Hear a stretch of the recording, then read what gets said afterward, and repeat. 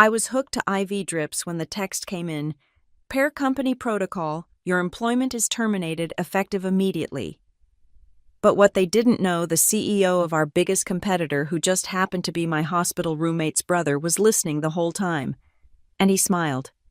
If you've ever been discarded like trash by a company, you bled for stay. Because this revenge doesn't end in court.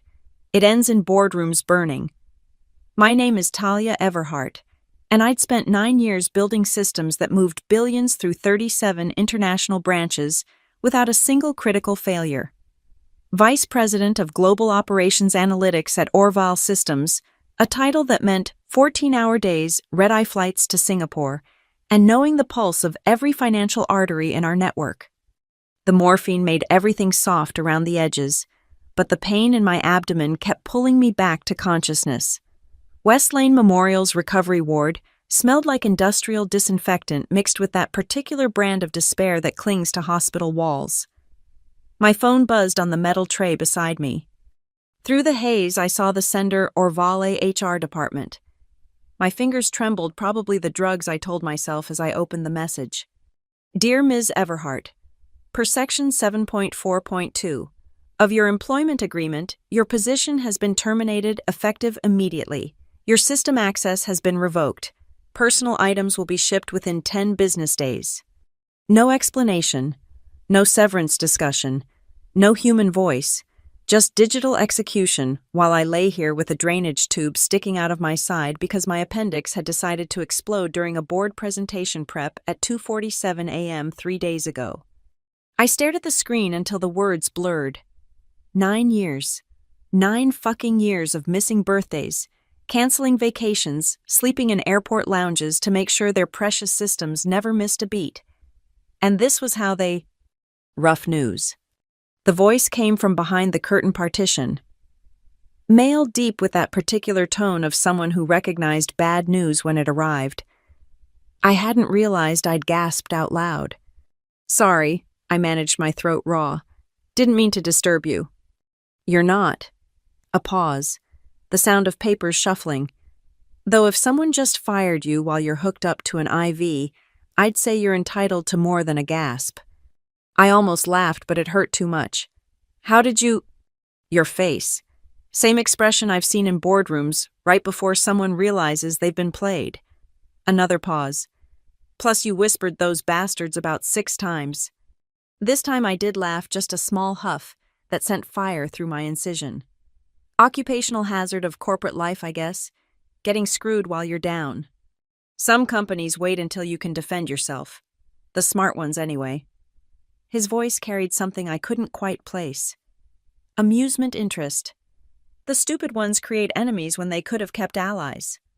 I closed my eyes, trying to push down the rage building behind my sternum. But his words kept echoing, create enemies. As if he knew. As if he understood that Orval Systems had just made the worst mistake in their 70-year history. Because what they didn't know, what they couldn't know, was that 4 months ago I'd built a fail-safe into the system. A compliance beacon hidden in the architecture like a silent guardian. Every irregular override, every off-hours directive, every single attempt to manipulate the system I designed, it all got logged and encrypted and sent to a secure server that reported to 3 locations. They thought they were discarding a wounded employee. They had no idea they'd just armed a nuclear weapon. The curtain rustled slightly. I'm having some documents sent over. Work never stops, even in here. His voice was closer now, just on the other side of the thin fabric. But if you need anything, water nurse, someone to plan corporate revenge with, just say the word. Thanks, I whispered, clutching my phone like a lifeline. But I think I've got the revenge part covered. Good.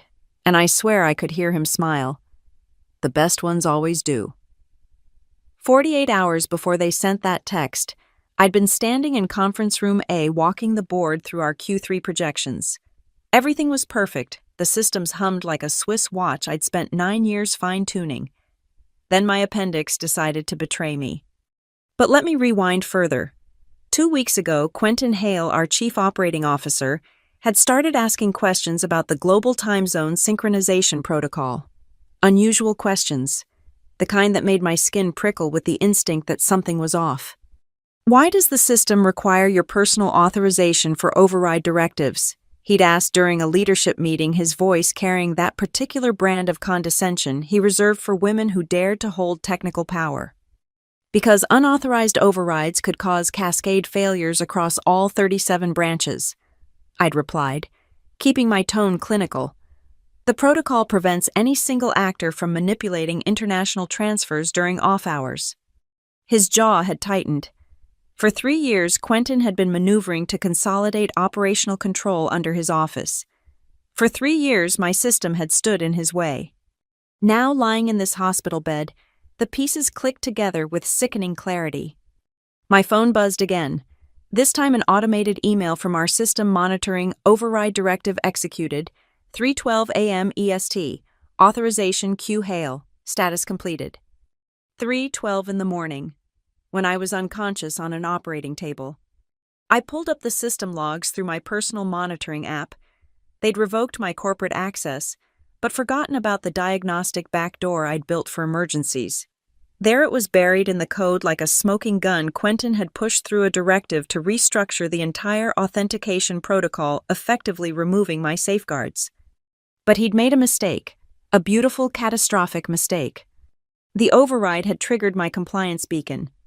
4 months ago, after Quentin's first attempt to undermine my authority, I'd embedded a silent watchdog in the system architecture. Any irregular directive, especially one executed during non-business hours without proper dual authorization, would be captured, encrypted, and transmitted to 3 separate destinations: the Securities and Exchange Commission's whistleblower portal, the law offices of Hartley & Associates specialists in corporate malfeasance, and one more location I designated as a theoretical risk assessment destination. That destination was the technical infrastructure email of Dentralogics, our biggest competitor. I'd rationalized it as a canary in the coal mine. If our systems were ever compromised badly enough to trigger the beacon, our competitors would know Orval was vulnerable. Petty maybe, but I'd never imagined I'd be lying in a hospital bed when it activated. The morphine was wearing off, replaced by a different kind of pain, the sharp sting of betrayal. Quentin had waited until I was literally unable to respond, then used my medical emergency as cover for his power grab. The 3:12 a.m. timestamp wasn't random. It was calculated. Who would question a system adjustment made during off hours when the primary administrator was undergoing emergency surgery? My phone lit up with another notification, this time from my personal email. Compliance beacon activated. Transmission complete. Recipients confirmed. I stared at the confirmation, a cold smile spreading across my face. Quentin thought he was playing chess, sacrificing a pawn to capture a queen. He didn't realize he'd just triggered a nuclear protocol. Everything all right over there? The voice behind the curtain again tinged with what sounded like genuine concern. Just watching a house of cards start to wobble, I replied, surprised by how steady my voice sounded. Those are the best shows, he said, especially when you're the one who built the foundation. If only he knew. But then again, maybe he did. There was something in his voice, a recognition that went beyond casual hospital small talk. Like he understood exactly what kind of wobble could bring down an empire. I closed my eyes, letting the implications wash over me. In trying to destroy me, Quentin had just handed me and whoever else was watching everything we needed to destroy him. The game had changed, and he didn't even know he was playing. The next morning, I woke to find the curtain between our beds pulled back. The man sitting in the adjacent bed was typing on a laptop, wearing the same hospital gown as me, but somehow making it look like a power move. Mid-40s, sharp eyes, the kind of presence that commanded rooms even when confined to a hospital bed. He looked up as I stirred. "Morning. Hope you don't mind, the nurse opened it when she was checking vitals. I can close it if you prefer." "It's fine." I managed, reaching for the water cup. My hands were steadier now, the shock metamorphosing into something harder, colder. "I'm Clay, by the way," he set his laptop aside. "My sister runs this ward. She mentioned you've been having a rough time. Corporate rough, not medical rough." I studied him, that familiar tingle of recognition without placement. Talia? And yes, you could say that. Apparently being unconscious during surgery is the perfect time to fire someone. His expression darkened. Orval Systems, right? I heard the nurse mention it when she was updating your emergency contact. My stomach dropped. Of course. Privacy in hospitals was an illusion. You know it. I know of it. He leaned back, choosing his words carefully. Major player in financial systems integration. 37 branches globally. Recently bid on a joint infrastructure project worth just under $900 million. The way he rattled off those details, not like someone who'd Googled them, but someone who lived and breathed those numbers. You're in the industry. You could say that. A pause. Clay Maddox, I run Dentralogics. The name hit me like a physical blow. Dentralogics, our primary competitor.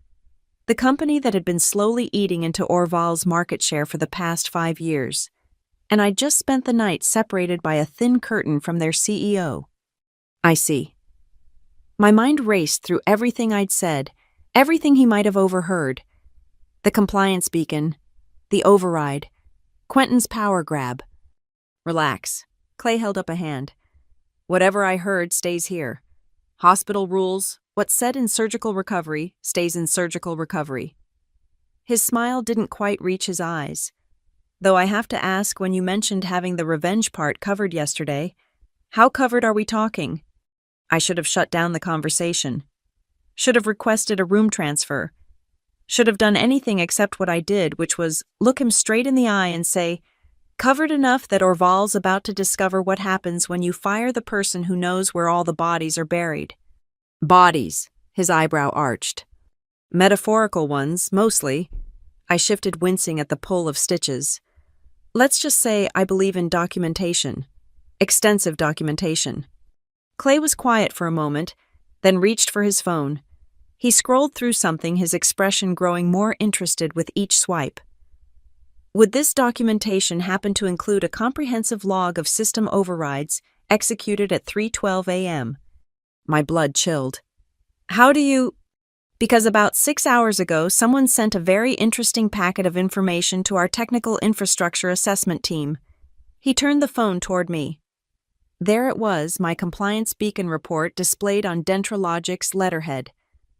My head of security woke me up. Wanted to know if this was some kind of trap. It's not a trap. The words came out hollow. It was a safeguard, in case something happened to me.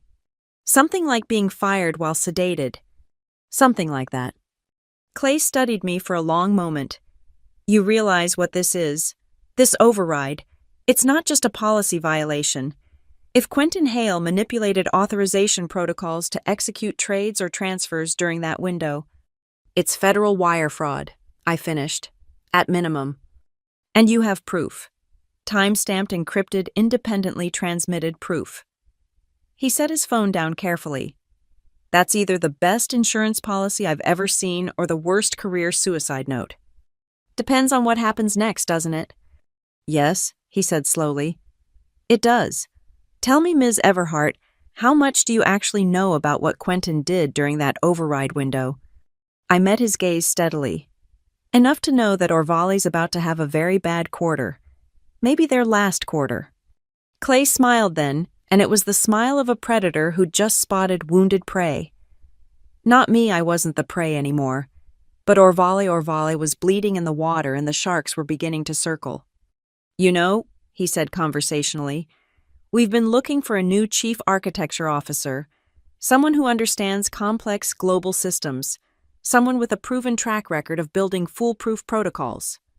I'm still technically employed by Orval. The termination isn't effective until the SEC freezes their operations, Clay interrupted gently. Until the board discovers what their COO has been doing in the dark. Until they realize the person they just fired is the only one who can explain to federal investigators how their system actually works. He was right. God help me, he was right. But first, Clay continued, you might want to check your personal email. I believe the SEC has an auto-response system for whistleblower complaints. Very efficient. Very thorough. I reached for my phone with trembling fingers, already knowing what I'd find. Already knowing that the countdown had begun. Orval Systems had fired me while I was unconscious. They were about to learn what it meant to be unconscious when the blade fell. The email from the SEC was there, nestled between get-well messages from former colleagues who didn't yet know I'd been terminated. Complaint received. Reference, #NYC 2024-7891. Your submission has been forwarded to the appropriate enforcement division. But it was the email below it that made my hands still. From K. Martinez at Hartley Associates. Kamaya's subject, urgent concerning your protected disclosure. Catherine Martinez. I'd chosen Hartley & Associates specifically because Catherine had taken down 3 Fortune 500 executives for similar schemes. Her email was brief. Ms. Everhart, we've reviewed the materials transmitted through your automated system.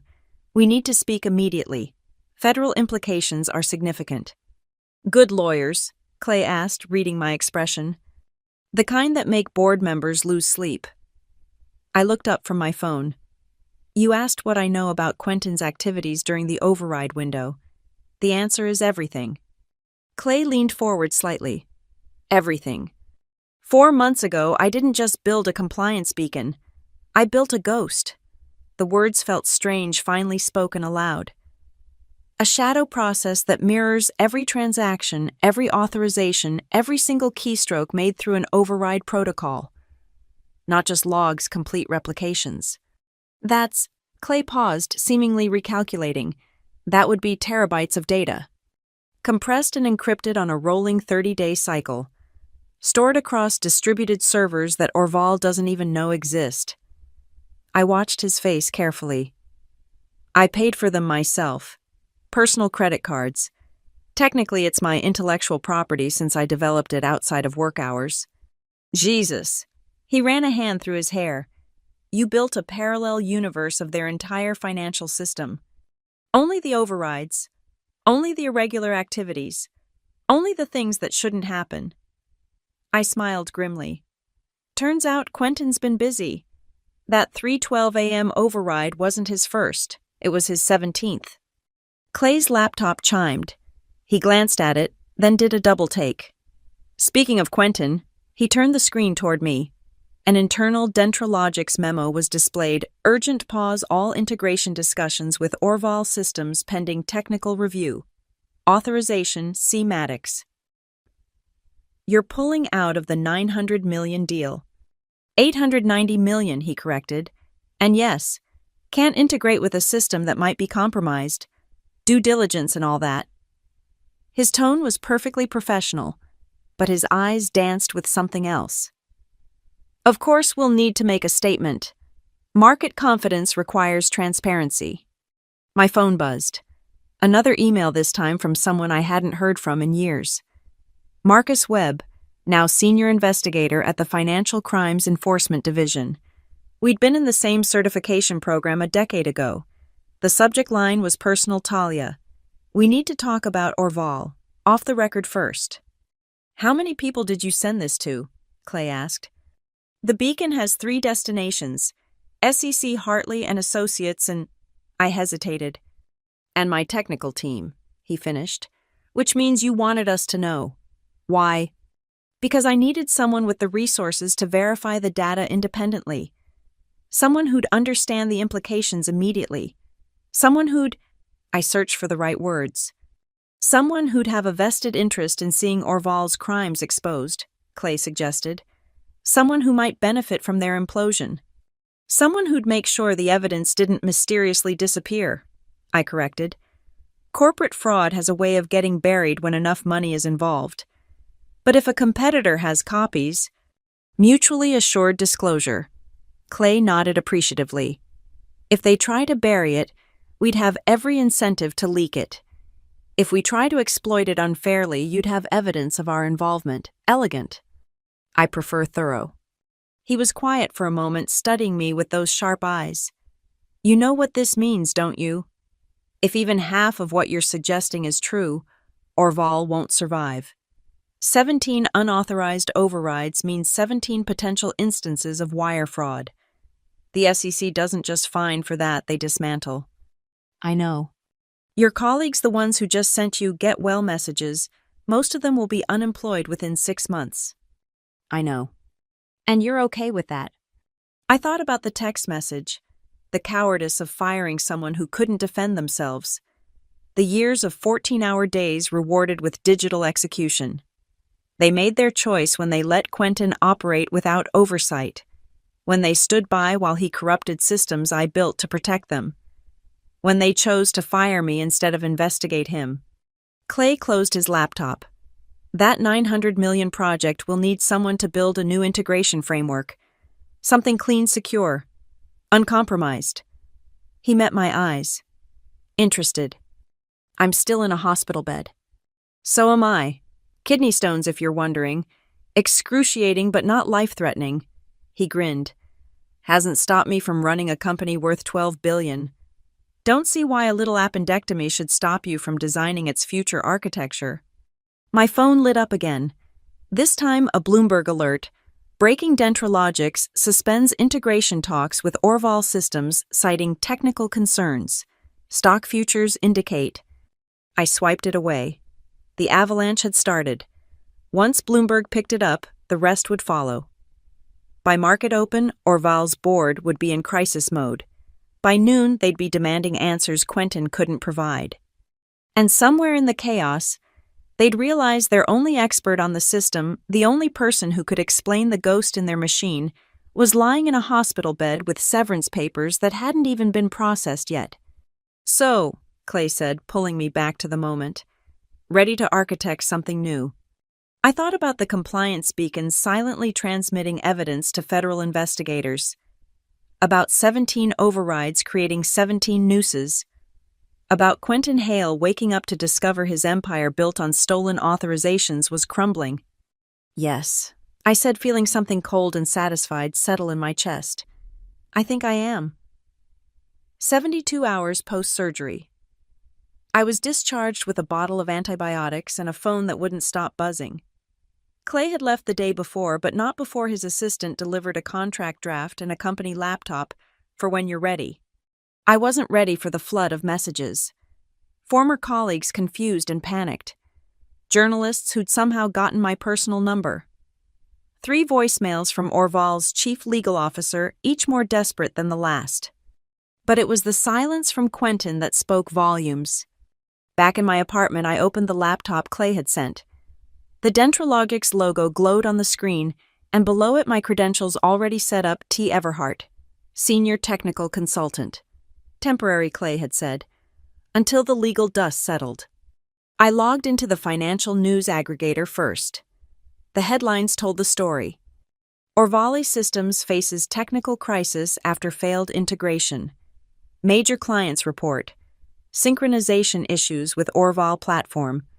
Dentralogics CEO cites architectural concerns in leaked memo. But buried in the third article was the thread I'd been waiting for. Sources indicate the issues began after the departure of a key technical executive who managed global synchronization protocols. My phone rang. Catherine Martinez. Talia. I've been in touch with the SEC. They're very interested in your documentation, particularly the pattern of overrides. Can you walk me through what triggers these ghost recordings? I explained the parameters: any override initiated between midnight and 5 a.m., any directive bypassing dual authorization, any transaction rerouted through non-standard channels. As I spoke, I pulled up my Shadow System dashboard on the laptop. The data was still flowing and Orval hadn't found the ghosts yet. My God, Catherine breathed. He's still doing it. There were 3 more overrides last night. He's trying to cover his tracks, I said, watching the timestamps roll in. 2:57 a.m., 3:33 a.m., 4:18 a.m. He's moving money probably to offshore accounts. The pattern suggests he knows what's coming. Catherine's voice was sharp. This is evidence of consciousness of guilt. I need to contact the FBI. This is no longer just an SEC matter. After she hung up, I sat in my quiet apartment watching Quentin dig his own grave in real time. Each override was another piece of evidence, another federal charge, another nail in Orval's coffin. My laptop chimed, a video conference request from Clay. How's the patient? He asked when I answered. Behind him, I could see what looked like a war room screens displaying market data analysts huddled over reports. "Watching the show," I replied. "Quentin's pulling all-nighters trying to hide his trail." "About that." Clay's expression was serious. "I just got off a call with 3 of Orval's major clients. They're nervous about their data integrity. They want assurances that their transactions haven't been compromised." "Have they?" "That's what we need to determine. If Quentin's overrides touched client funds, he didn't need to finish. Client fund manipulation would trigger criminal investigations across multiple jurisdictions." "I can run a trace," I said slowly. "The Ghost system captures transaction IDs. Cross-reference those with the override timestamps." "How long?" "Give me 2 hours." "You have one. Bloomberg's running a special segment on Orval at 3 o'clock. If we can provide concrete data showing client impact, it'll force the board's hand." I ended the call and dove into the data. The Ghost system's interface glowed before me, displaying 17 overrides like a constellation of crimes. I started with the oldest, dating back 6 months. Small amounts at first test runs, probably, seeing what he could move without triggering alerts. But the 3:12 a.m. override, the one executed while I was under anesthesia, that was different. Larger, bolder. And the transaction IDs. Shit. I grabbed my phone, dialing Clay directly. "Talk to me," he answered immediately. "The Pemberton Industries transfer. 8.7 million scheduled for standard processing. Quentin's override redirected it through 3 intermediate accounts before landing at the destination 4 days late. Pemberton's one of our potential acquisitions. Their CFO is Janice Wu. I know. I've got her direct line. Should I do it?" The conversation with Janice was brief, professional, devastating. Yes, they'd noticed the delay. Yes, they'd filed complaints.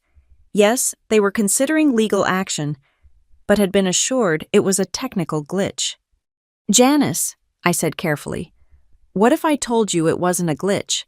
What if I had documentation proving manual intervention?" The silence on her end stretched so long I thought we'd been disconnected. "Send it," she said finally. "Send everything." By 2:45 p.m., I was watching 3 screens simultaneously. My Ghost system dashboard showed Quentin still attempting overrides, frantic, now sloppy. The financial news ticker reported, "Pemberton Industries confirms investigating transaction irregularities with Orval Systems." And my phone displayed a text from Clay. "Board meeting called at Orval. Emergency session." Then at 2:58 p.m., something beautiful happened. The Ghost system registered an attempted override and for the first time failed to execute. Someone at Orval had finally found one of my shadows. But in trying to kill it, they triggered its failsafe, a complete system lockdown that could only be reversed with my personal biometric authorization. My phone exploded with calls. I ignored them all except one. "Ms. Everhart." The voice was unfamiliar, elderly, authoritative. "This is Harrison Blackwood, chairman of Orval's board of directors. We need you to come in immediately. We'll reinstate you with full back pay and—" "Mr. Blackwood," I interrupted calmly, "I received notice of termination while sedated in a hospital bed. Section 7.4.2, I believe it said. I'm simply honoring the terms of our separation. The system is locked. 22 billion in transactions are frozen. You have to—" "I don't have to do anything." I savored each word. "But Dentralogics has made me an interesting offer. Perhaps you should discuss terms with their legal team.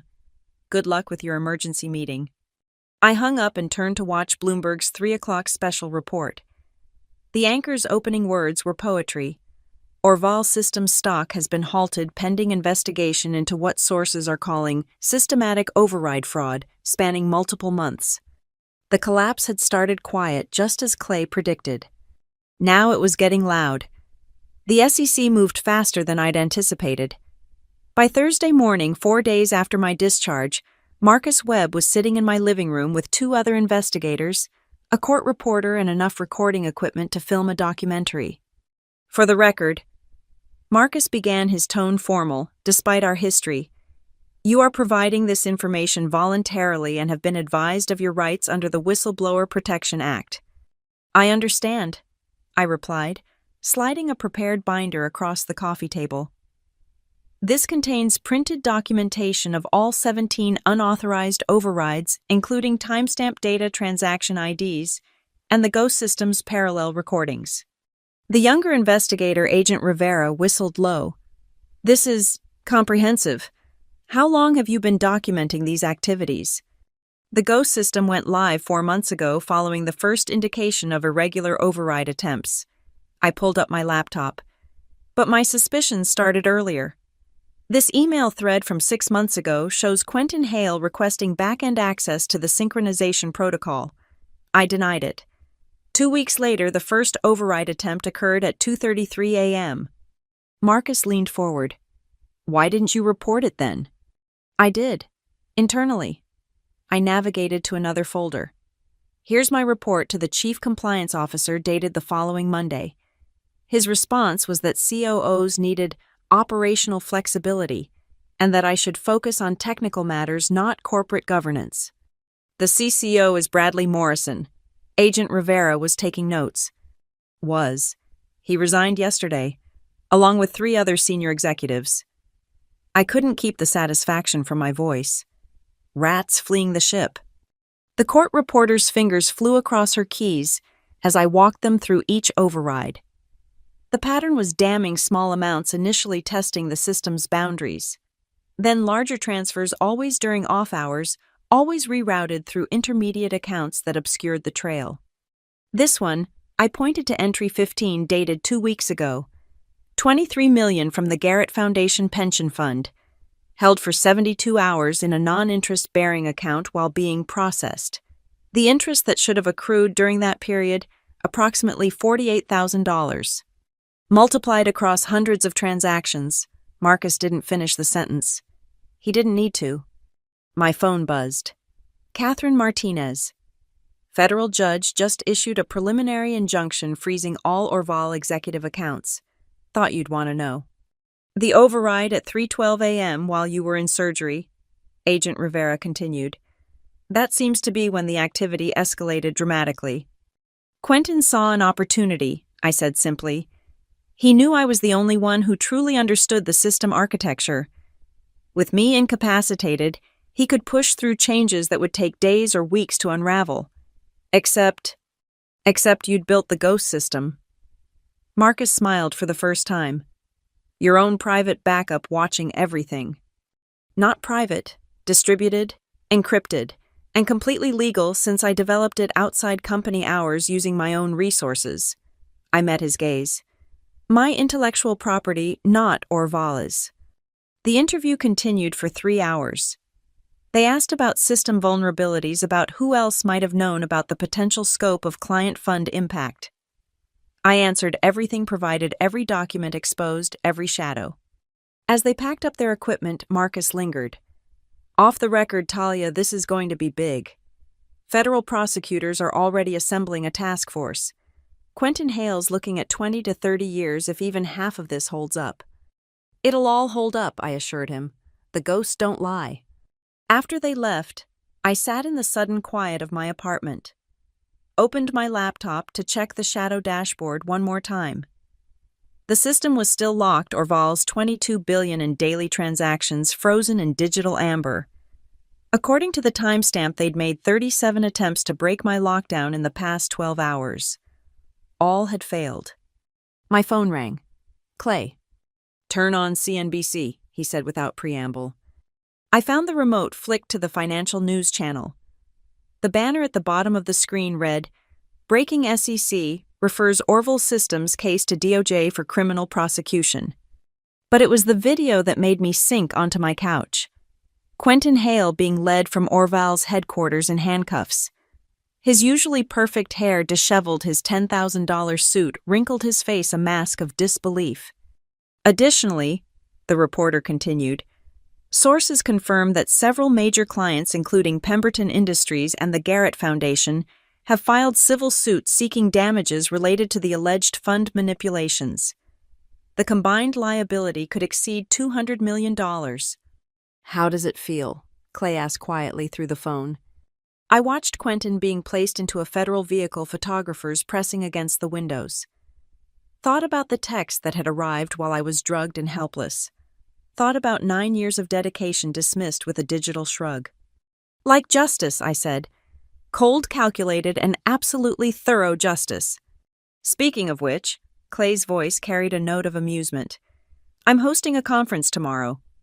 Building Trust in Financial Architecture, a New Paradigm. Thought you might want to present. Show the industry what real system integrity looks like. While Orval burns. Especially while Orval burns. Nothing says hire our firm quite like demonstrating we have the architect who built systems so secure they caught executive fraud no one else noticed. On the screen, they were showing file footage of Orval's headquarters. The stock ticker beneath showed OVS trading suspended indefinitely. The empire Quentin had tried to steal was crumbling and everyone was watching. What time? I asked.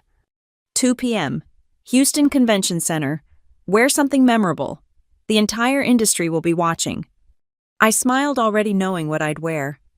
The same black suit I'd planned to wear to the board presentation before my appendix betrayed me. The one that said, power, competence, and don't fuck with me in equal measure. Clay, thank you. For listening in that hospital room. For believing the ghosts were real. Thank yourself, he replied. You built the trap. All I did was watch it spring. As he hung up, another alert flashed on my screen. The FBI had raided Orval's data center, seizing servers under the Computer Fraud and Abuse Act. The same servers that held the only copies of their operational code. The code only I fully understood. Tomorrow, while federal agents dissected Orval's digital corpse, I'd stand in front of their competitors and explain how to build systems that couldn't be corrupted. How to create architectures that exposed rather than enabled executive malfeasance. And everyone would know exactly why I was available for hire. The Ghost System dashboard flickered one last time. A final override attempt at 11:59 p.m., automatically rejected. Quentin's last desperate grab at control from whatever federal holding cell they'd placed him in. Denied. Just like my humanity had been denied when they fired me. The difference was, I'd built my revenge into the very foundations of their empire. And now those foundations were turning to dust. The Orval boardroom hadn't changed in the week since my surgery. The same mahogany table, the same panoramic view of Manhattan, the same portraits of past presidents watching from the walls. What had changed was the atmosphere. Electric with panic, thick with accusation, poisoned by the knowledge that their empire was collapsing in real time. I sat at the far end of the table, Catherine Martinez to my left, Clay's legal team to my right. Across from us, the board of directors looked like they'd aged a decade in 7 days. Harrison Blackwood's hands trembled as he shuffled papers. The CFO kept checking his phone, probably watching their stock price flatline. But it was the empty chair at Quentin's usual spot that drew every eye. This emergency session, Blackwood began, his voice cracking, has been called to address the critical system failure that has frozen $22 billion in transactions. Ms. Everhart, as the architect of these systems, we need you to... Stop. The voice came from my right, Clay's chief counsel, David Park. My client is here as a courtesy. She has no obligation to assist Orval Systems following her wrongful termination. Wrongful. Bradley Morrison, the chief compliance officer who'd ignored my warnings, leaned forward. She was terminated according to contractual. While undergoing emergency surgery, Catherine interrupted smoothly, after reporting systematic fraud that you chose to ignore, fraud that has now resulted in federal indictments. Would you like me to read your email response to her concerns? The one where you told her to focus on technical matters? Morrison's face went white.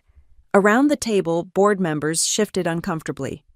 What do you want? Blackwood asked, finally abandoning all pretense of control. I opened my laptop, displaying the Ghost System dashboard on the boardroom's main screen. Red alerts cascaded down like digital blood. First, I want you to understand what Quentin did.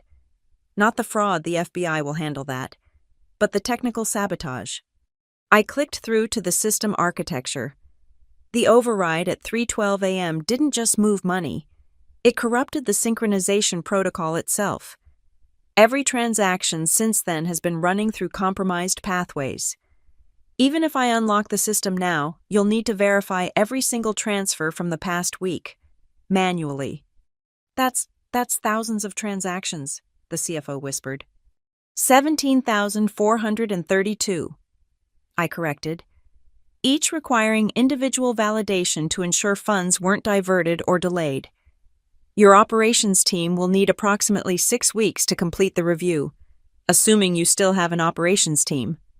Another board member, Sandra Liu, who'd always been smarter than the rest, spoke up. You said first. What else? I smiled. Second, I want you to watch something. I pulled up a presentation on my laptop. The title slide read, Building Trust in Financial Architecture, A New Paradigm by Talia Everhart, Chief Architecture Officer, Dentralogics. This is my keynote from yesterday's conference, I explained, advancing to the next slide. Attended by every major financial institution in North America, including all of your current clients. The slide showed a packed auditorium. In the front row, clearly visible, were the CEOs of Pemberton Industries Garrett Foundation and a dozen other Orval clients. I continued clicking through slides that detailed secure architecture principles, how proper system design prevents executive malfeasance, how real-time compliance monitoring protects client funds, how Dentralogics' new infrastructure, which I'm building from scratch, will be immune to the kind of manipulation that destroyed Orval. You can't, Morrison started. I can. I did. And they listened. I clicked to the final slide, a photo of me shaking hands with Janice Wu of Pemberton. She signed with Dentralogics yesterday. $800 million in assets under management transferred immediately. The boardroom erupted. Members shouting over each other, accusations flying, the careful corporate veneer finally cracking completely. Blackwood slammed his hand on the table. Enough, Ms. Everhart. What will it take to get you to unlock our systems? I closed my laptop. Let the silence stretch until it was painful. Nothing, I said finally. There's nothing you can offer me. Be reasonable. Reasonable. I stood feeling the pull of healing tissue but ignoring it. Was it reasonable to fire me while I was unconscious? Was it reasonable to ignore my fraud warnings? Was it reasonable to let Quentin Hale corrupt systems I spent 9 years perfecting? I looked each board member in the eye. You had the best financial architecture in the industry. I gave you that. You had my loyalty, my expertise, my dedication. And you threw it away for what? To protect an executive who's now facing 30 years in federal prison. Catherine stood with me. My client has prepared detailed documentation for the FBI on how to eventually unlock the systems. That information will be provided to federal receivers when Orval enters bankruptcy proceedings. Bankruptcy! The CFO's voice was strangled. We're not 17,000 manual transaction reviews, I reminded him. 200 million in civil lawsuits. Federal fines that will likely exceed your cash reserves. And every major client fleeing to competitors who can actually process their transactions. I shrugged. You're not bankrupt yet. Give it 2 weeks. David Park added the final nail. Dentralogics has prepared a generous offer to acquire Orval's remaining viable assets. We'll present it to the federal receivers at the appropriate time. We walked toward the door, leaving devastation in our wake. But Blackwood had one last desperate card. You built backdoors in our system. That's corporate espionage. We'll sue. I turned back. I built safeguards. Legal ones developed on my own time with my own resources. Your own policies section 12.3.7 explicitly allowed employees to create personal monitoring tools for systems they managed. I smiled coldly. I know because I wrote that policy. You approved it 3 years ago. Sandra Liu laughed a bitter sound. She's right. I remember that meeting. Quentin opposed it, said it gave technical staff too much power. You overruled him, Harrison. Said it was paranoid to think our own people would need watching. The irony hung in the air like smoke from a funeral pyre. As we reached the door, I delivered my parting shot. Oh, And Quentin's still trying to access the system from federal custody. 11:47 p.m. last night, 12:15 a.m. this morning. You might want to tell your lawyers. The FBI considers each attempt a separate charge. We left them there in their mahogany tomb watching their empire burn on Bloomberg terminals and CNBC feeds. The elevator ride down was silent until Catherine spoke. How does it feel watching them realize they're finished? I thought about Quentin in handcuffs, about Morrison's white face, about Blackwood's trembling hands. Like closure, I said. Like justice. Like the end of a very long equation finally balancing out.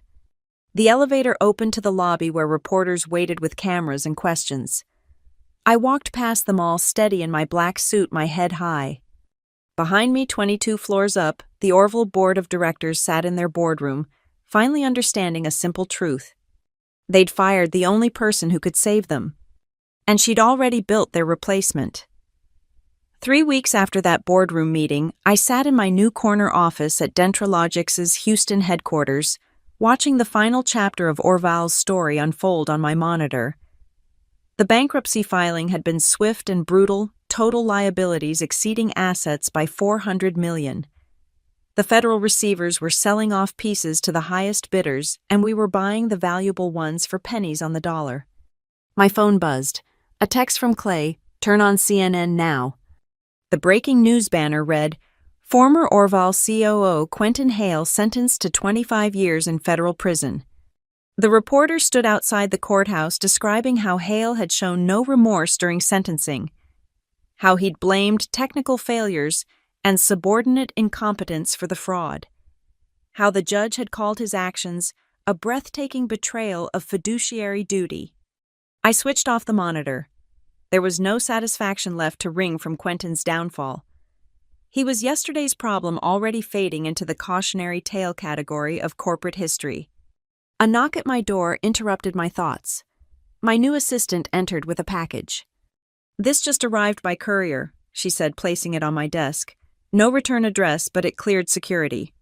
Inside was a single item, my Orvale employee ID card, the one I'd left in my desk when they rushed me to the hospital. Attached was a handwritten note. "Found this when cleaning out offices. Thought you might want it for your collection. We all should have listened. Sandra Liu." I held the ID card up to the light. 9 years reduced to a piece of plastic with my photo and an employee number. I opened my desk drawer ready to toss it in, then stopped. Instead, I placed it on my bookshelf next to my new Dentralogix credentials and the framed screenshot of Orval's final stock price, $0.07. My computer chimed. An encrypted message from Marcus Webb at the FBI. Final count 47 instances of wire fraud, totaling $73 million in misdirected interest. 23 additional defendants charged. Your ghost system documentation was crucial. Thank you. I typed back. Just doing what I should have been allowed to do all along, protecting the integrity of the system. The truth was, I'd already moved on. The new architecture I was building for Dentralogix wasn't just secure, it was revolutionary. Quantum encryption, real-time compliance monitoring, and yes, ghost protocols built into the foundation. No executive, no matter how senior, could manipulate these systems without leaving indelible tracks. Clay appeared in my doorway. "Ready for the 3 o'clock meeting. Pemberton wants to discuss expanding their contract." "Almost." I pulled up my presentation. "Just adding the final slides on our new authentication protocols." He stepped inside, closing the door. I never asked any regrets about how it ended. I considered the question. Thought about the colleagues who'd lost jobs, the shareholders who'd lost value, the company that had employed me for nearly a decade, reduced to legal footnotes. "They fired me while I was unconscious," I said simply, via text message, after I'd reported fraud and tried to protect them. I met his gaze. "My only regret is not building the ghost system sooner." Clay nodded. "Fair enough. By the way, Bloomberg wants to do a feature. The architect who brought down a giant, or something equally dramatic. Interested." "Pass. I'm not the story here. The story is what happens when corporate governance fails, when loyalty only flows upward, when executives think they're above the systems that monitor them. I gestured at my screens full of code and architecture diagrams. I'm just building better systems, ones that can't be corrupted by ego or greed. The best revenge, Clay observed, is massive success. As he left for his own meetings, I returned to my work. Lines of code flowed across my screen, each one a small piece of an enormous puzzle. But now I held all the pieces controlled, all the outcomes designed, all the safeguards. My phone lit up with a notification. A LinkedIn message from a former Orval colleague. Saw the news about Dentrologix's record quarter. We all knew you were the best. Glad you landed somewhere that appreciates you. I archived it without responding. The past was past. At exactly 3:00 p.m., I walked into the conference room where Janice Wu and her team waited. On the wall behind them hung Dentrologix's new motto, one Clay had adopted after my first week, "Trust through transparency." "Janice," I smiled genuinely this time, "let me show you what real financial architecture looks like." As I began my presentation explaining systems that would protect their assets while exposing any attempts at manipulation, I thought briefly about that hospital room. About the morphine haze in the termination text, and the stranger behind the curtain who'd listened to my pain. Sometimes revenge isn't about destroying those who wronged you.